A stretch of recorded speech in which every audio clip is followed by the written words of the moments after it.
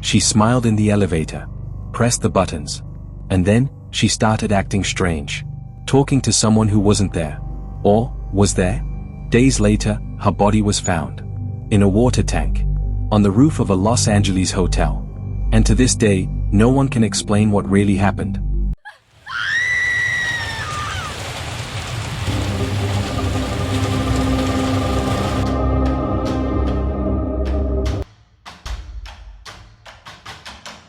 Welcome to Behind the Crime.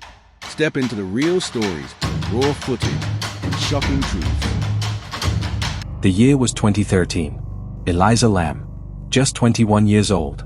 A bright, curious student from Vancouver, Canada. She dreamed of adventure. She dreamed of travel. So she booked a trip to Los Angeles. Her destination? The infamous Cecil Hotel, a building with a history so dark, it was almost a character itself. On January 26th, Elisa checked in.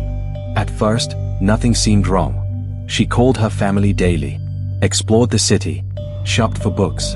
But on January 31st, contact stopped. No calls, no texts, nothing. 2 weeks later, guests at the Cecil began complaining. The water tasted strange. The pressure was weak. The color, dark. Maintenance staff went to investigate. And what they discovered shocked the world. Inside a water tank, on the roof of the hotel, floated Elisa Lam. Detectives were baffled. How did she get on the roof?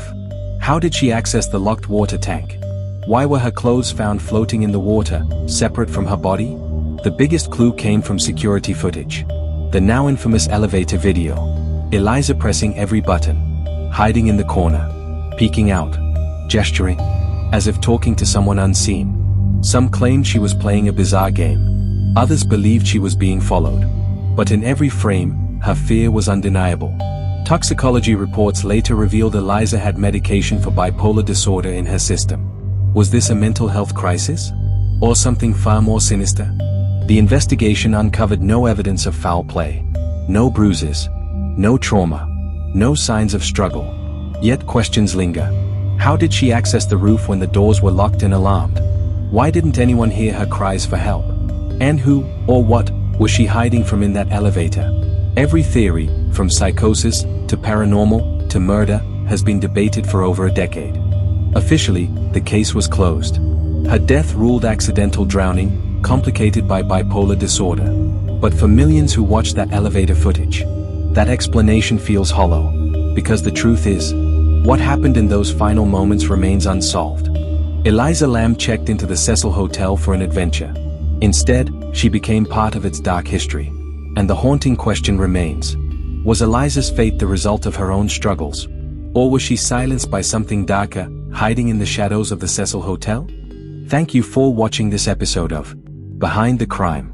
We share these stories not to sensationalize, but to remember the victims, learn from the past, and raise awareness.